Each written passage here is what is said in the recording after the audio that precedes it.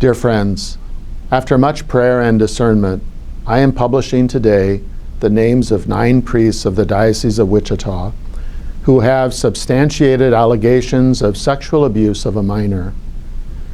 An additional 6 priests are also named who, though not priests of the diocese, served in the diocese for a time and who are named on similar lists elsewhere. Their names, ordination dates, assignment histories, and current status are now available on our diocesan website. This information will also appear in the next edition of the Catholic Advance. I am publishing this information after a comprehensive and independent audit of all clergy files. This audit was conducted over several months by Mr. Stephen Robeson, a non-Catholic lawyer with many years of experience in criminal and civil investigations of Fleeson, Guing, Colson, and Kitch, attorneys at law. Over 1,300 files were carefully reviewed. As requested, I will soon provide information regarding these substantiated allegations to the Kansas Bureau of Investigation, which is currently conducting a statewide investigation of Catholic priests. Now please allow me to address 3 important groups related to this information. First and foremost, to the survivor victims and to their families, I express my most sincere and deepest apologies for the suffering you may have experienced due to these criminal, sinful, and horrific acts by priests of this diocese.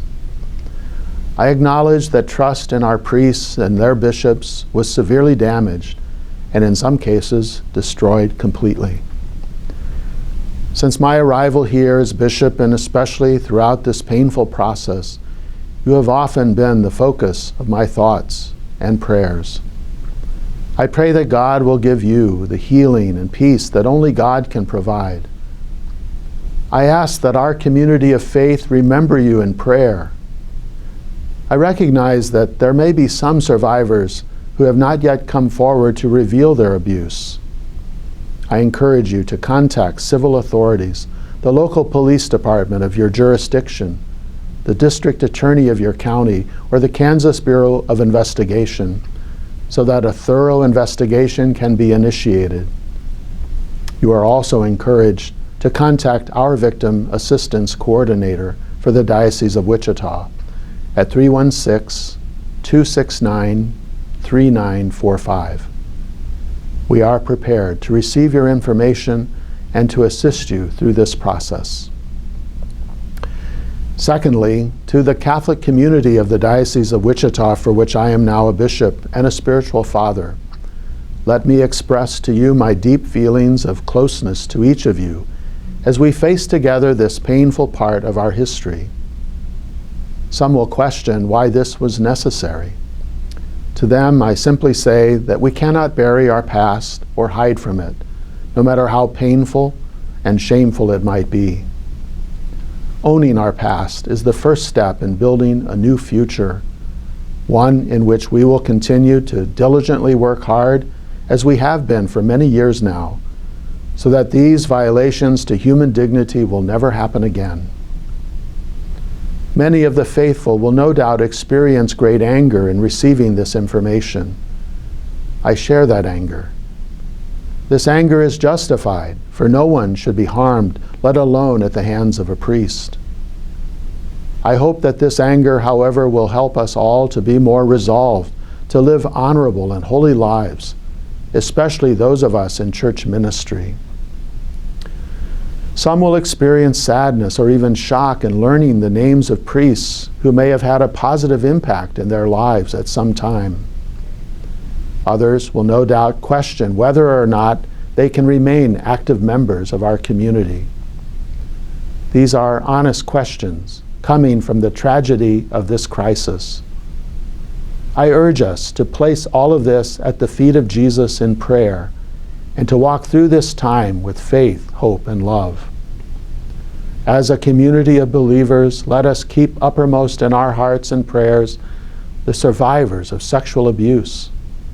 Let us pray for them daily.